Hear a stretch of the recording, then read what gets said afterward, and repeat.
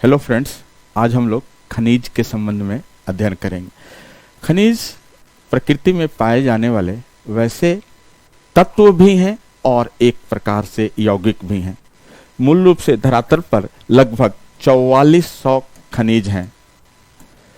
खनिज को खनिज कहलाने के लिए कुल 5 शर्तें हैं।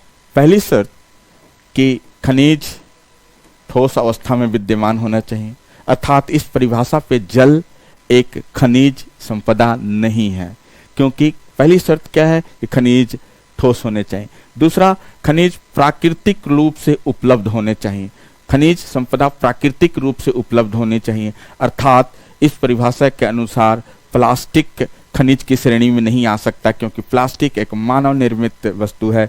तीसरा, खनिज अकार्बनिक इनऑर्गेनिक होना चाहिए, अकार्बनिक तत्व होना चाहिए, जैसे कोल, कोयला और पेट्रोलियम। चूंकि वो जीव से बने हैं, इस कारण वो एक खनिज नहीं हो सकते।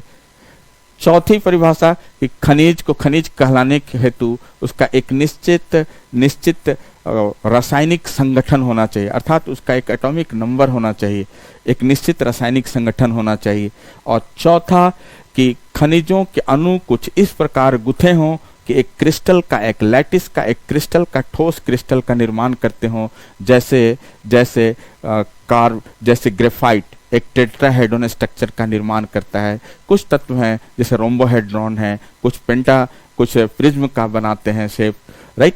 तो मिनरल के लिए अभी धरती पर कुल 4400 मिनरल हैं। तो मिनरल को मिनरल कहलाने के लिए इन 5 कंडीशन का, इन 5 शर्तों का होना आवश्यक है कि मिनरल ठोस रूप में विद्यमान होना चाहिए, ये प्राकृतिक रूप से उपलब्ध होना चाहिए, ये अकार्बनिक होने चाहिए, इनकी निश्चित संगठन होनी चाहिए, निश्चित रासायनिक संगठन होनी चाहिए, तथा एक ठोस क्रिस्टल के रूप में विद्यमान होने चाहिए, राइट।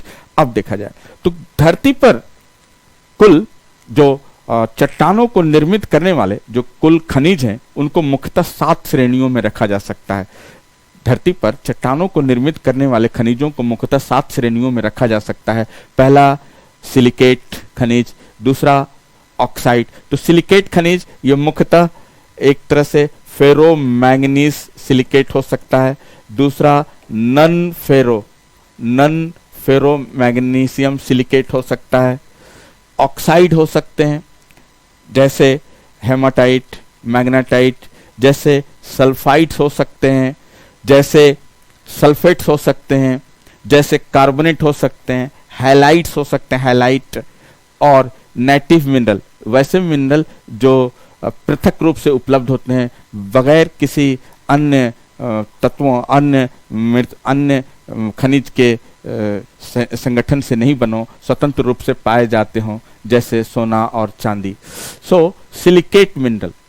सिलिकेट्स मृदा के सबसे ऊपरी सतह पर लिथोस्फीयर में जो सबसे अधिक मात्रा में जो तत्व पाए जाता है वो है OCl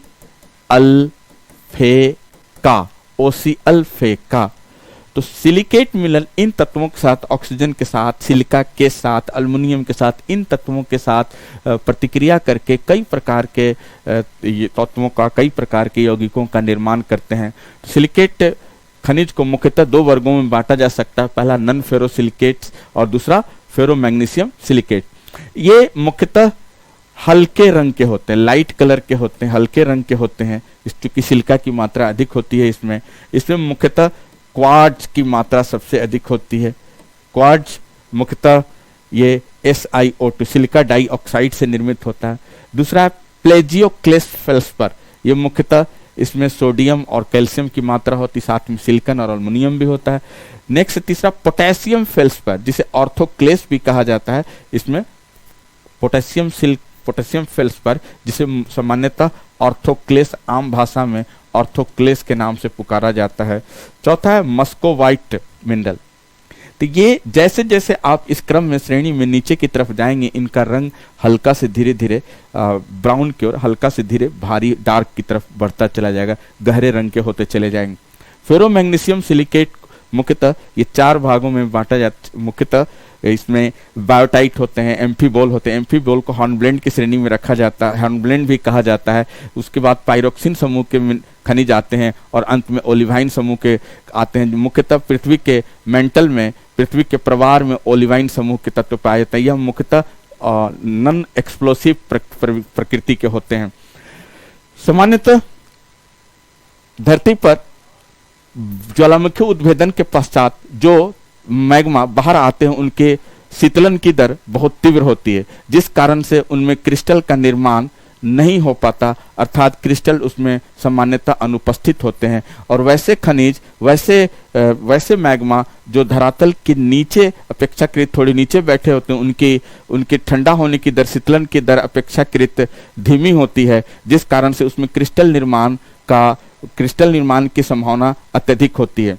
तो मुख्यतः इन चट्टानों को, इन मिनरल को कई श्रेणियों में रखा जा सकता है। तो वैसी चट्टानें जो धरती के निचले हिस्से में धरातल से अपेक्षाकृत थोड़ी नीचे मौजूद हों, उन्हें अभ्यंतरिक चट्टानें कहा जाता है। इंट्रूसिव रॉक अभ्यंतरिक चट्टानें कहा जाता है। जबकि वैसी चट्टानें जो धरातल से थोड़ी ऊपर पाई जाती हैं, उन्हें बाह्य चट्टानों की श्रेणी में कहा जाता है।